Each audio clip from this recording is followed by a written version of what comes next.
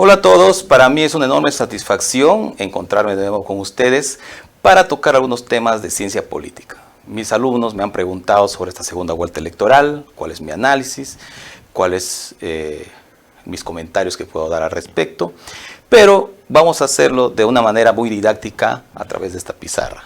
Muy bien, nosotros sabemos que vivimos en un sistema democrático, entonces así, por lo tanto, la base de nuestro sistema democrático, de nuestro sistema político, se mueve a través de la opinión pública.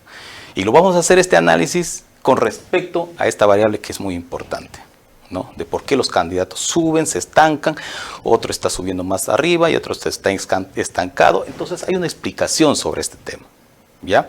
Entonces para eso recurrimos a tres autores que son muy importantes. Giovanni Sartori, que tiene múltiples ensayos sobre democracia. Klaus Deutsch, que tiene el modelo de cascada, que es muy conocido, y Noel Newman, que tiene el espiral del silencio, ¿no? Que son estudios de investigación que han realizado y de las cuales va a ser nuestra fuente bibliográfica de lo que vamos a tratar. ¿Estamos? Bien. Primero vamos a empezar por Pedro Castillo y luego por Keiko Fujimori. ¿Qué es lo que está pasando con Pedro Castillo y Keiko Fujimori? Primero vamos a indicar cuáles son las fortalezas de cada uno de ellos. Bien, primero aquí tiene una fortaleza que tiene identidad cultural. Después tiene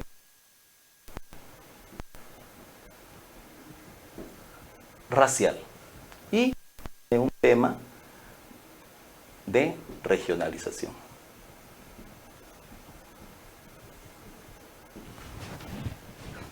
Por ahora no vamos a tocar cuáles son sus debilidades. Vamos a pasar a Keiko Fujimori. ¿Cuáles son las fortalezas de Keiko Fujimori?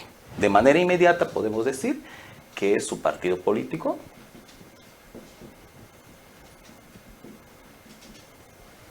también su aspecto técnico.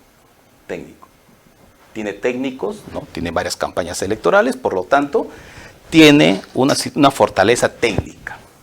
Dentro de sus debilidades, ¿qué podemos encontrar en Keiko Fujimori? Sus debilidades.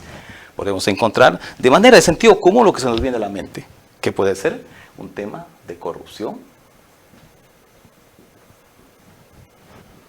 pasado, dictatorial, y luego tenemos la extrema derecha.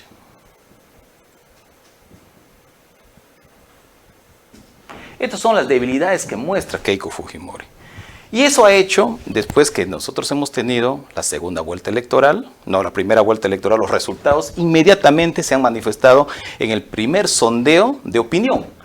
¿Qué ha hecho el sondeo de opinión? ¿Cómo? Y aquí, aproximadamente más del 21%. Eso es de manera inmediata. Entonces, por sentido común, ¿qué es lo que ha representado cada candidato? ¿Qué es lo que decía la gente? ¿Qué decían los medios de comunicación? ¿Qué decían las redes sociales? Este es el cambio.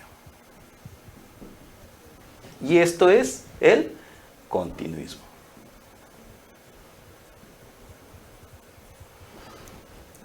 Son dos aspectos muy importantes que todo asesor político quisiera tener con una cierta ventaja, y esto es cómo hacemos para superar este aspecto, esta característica que es muy importante. Entonces, poco a poco han venido los diálogos.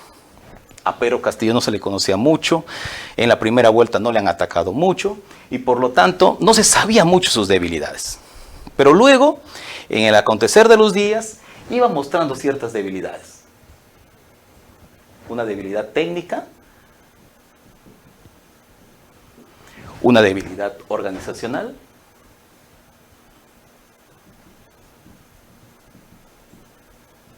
y otra debilidad también de extrema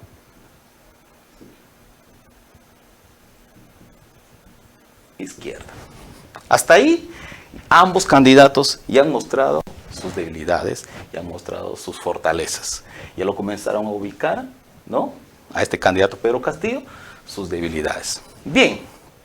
Entonces, luego nosotros hemos ido viendo ¿no? Expectando cómo se mueven ambos candidatos.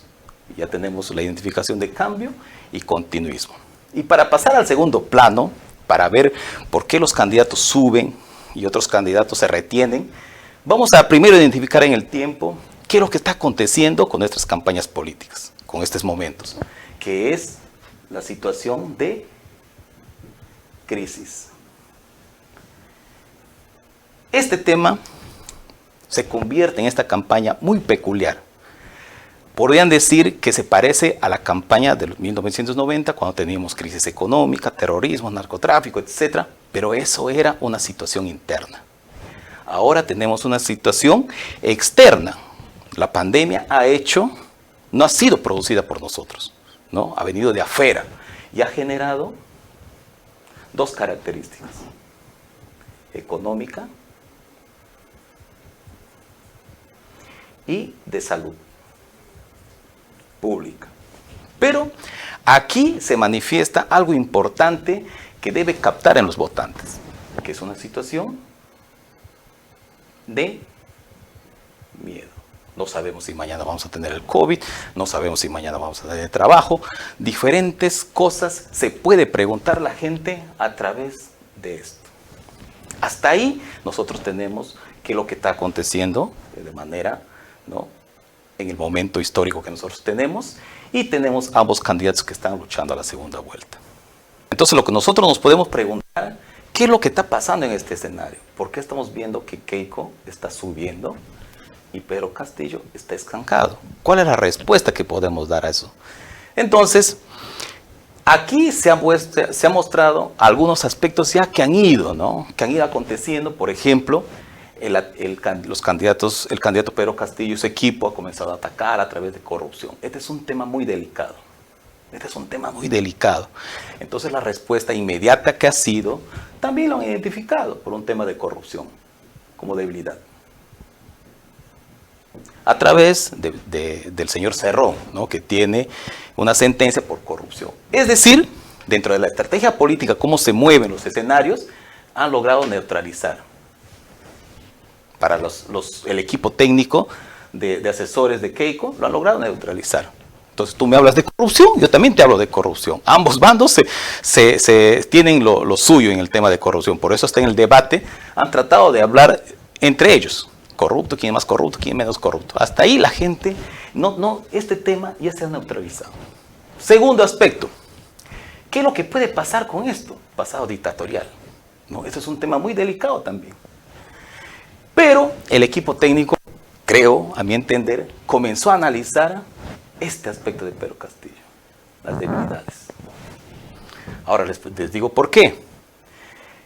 En la ciencia política se maneja un término que es muy importante. Keiko Fujimori, con ese 21%, faltándole 40 días para las elecciones, va a ser casi imposible llegar al 43%. Entonces, al evaluar las debilidades políticas, las debilidades del equipo de trabajo de Pedro Castillo y del mismo candidato, entonces ha comenzado a armar sus estrategias. Una de ellas, creo, lo que funciona en la ciencia política, si no nos da tanto a nivel de organización, porque si nosotros queremos ganar una elección solamente con nuestros simpatizantes, solamente con nuestro equipo de campaña, y tenemos solamente un 21%, tenemos que buscar aliados, tenemos que buscar no solamente construir aliados que se da a través de la dinámica política, sino también algo muy importante, que es los objetos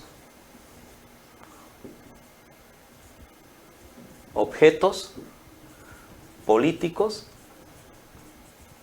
opuestos. Esto se lo conoce como OPO, que Noel Newman llama las opiniones dominantes, dice, ¿no? ¿Qué son los objetos políticos opuestos? ¿No? La pregunta sería, ¿qué son los objetos políticos opuestos? Es lo que el enemigo te da sus operadores políticos. Entonces la pregunta, pues, ¿perdón? ¿El enemigo me va a dar a mis operadores políticos? Sí, que no son parte de tu equipo técnico, que no son parte de tu campaña. ¿Para qué? Para poder multiplicar. Entonces, si nosotros nos vamos en el escenario, en el factor tiempo, vamos a hacer un cuadrito simple.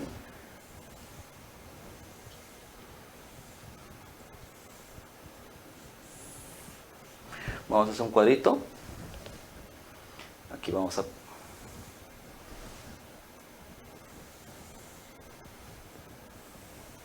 Bien, aquí vamos a ponerle OPO, ¿no? Que son los objetos políticos opuestos. Aquí vamos a poner nivel socioeconómico. Y aquí vamos a poner el factor tiempo. Entonces vamos a poner un factor tiempo, el pre-debate. Y aquí el factor tiempo, el debate. Entonces, ¿qué podemos identificar? ¿Cuáles son los objetos políticos opuestos que le ha hecho crecer a Keiko Fujimori? Yo lo he encontrado, lo he ubicado entre muchos, dos que son importantes, dos aspectos, que es el tema del Tribunal Constitucional y la Defensoría del Pueblo. Ojo, no digo que son los únicos, sino que a mi modo de entender son los más importantes. ¿Por qué? Porque va a atacar el tema de neutralizar esto. Tiene que neutralizarse esto. Entonces, a mi parecer, Pedro Castillo está cometiendo ciertos errores. Como no tiene organización, como no tiene habilidad técnica, simplemente pues dispara algunas cosas sin entender una mecánica de estrategia. Entonces, aquí en el tema Tribunal Constitucional y Defensoría del Pueblo, están sectores A, B, C. Este es un tema académico, social y político, ¿no? Entonces, cuando tú dices, no quiero votar por Keiko Fujimori porque tiene un pasado dictatorial, pero este señor también está mencionando que quiere tumbar el Tribunal Constitucional, quiere tumbar todo lo que hay, ¿no? Entonces, se neutraliza esta situación. Y entonces, Keiko Fujimori va teniendo ciertas cosas que van a comenzar a salir de estas situaciones de debilidad. Identificarlo, el público lo puede identificar así. Entonces, esto se ha dado en una situación de Tribunal Constitucional, Defensoría Pública. Entonces, ¿cuál sería? ¿Por qué son operadores? ¿No? Porque si bien Defensoría del Pueblo, Tribunal Constitucional, solamente los abogados tocan este tema, no. Es un tema académico, es un tema de sistema democrático, es un tema de discusión que siempre está al día. Entonces, según los sondeos que se ha dado, la gente está contenta con un sistema democrático, que necesita cambios, etc. Entonces, por ahí, indirectamente, Pedro Castillo le da operadores a Keiko Fujimori para que pueda hablar sobre el tema, discrepar. Y por eso, a mi parecer, antes del debate, ya ha comenzado a tener un ascenso. Entonces, pero viene otro más importante. Keiko, sin lugar a duda, ha tocado algo importante. A veces uno se pregunta, ¿pero por qué quiere buscarle tanto a Pedro Castillo? ¿Por qué se ha ido a Chota? ¿Por qué le ha buscado? ¿Por qué le ha propuesto? ¿No? Y que Pedro Castillo le ha dicho, si quieres, ven a mi pueblo, y se ha ido. ¿Por qué? Porque Keiko maneja una estrategia del arte de la guerra. Sun Tzu, al enemigo, combátelo de cerca. Entonces, ¿qué significaría en este tema del debate? Al enemigo, combátelo de cerca. Entonces, el día del debate, Keiko Fujimori de nuevo tocó estos dos temas. Ustedes lo ven, tocó estos dos temas. Tema del Tribunal Constitucional, Defensoría del Pueblo. Pero vino otros temas mucho más importantes, que toca los sectores A, B, C, D, E. ¿Cuál es el objeto político de opuestos? ¿Cuál es? El tema de las importaciones.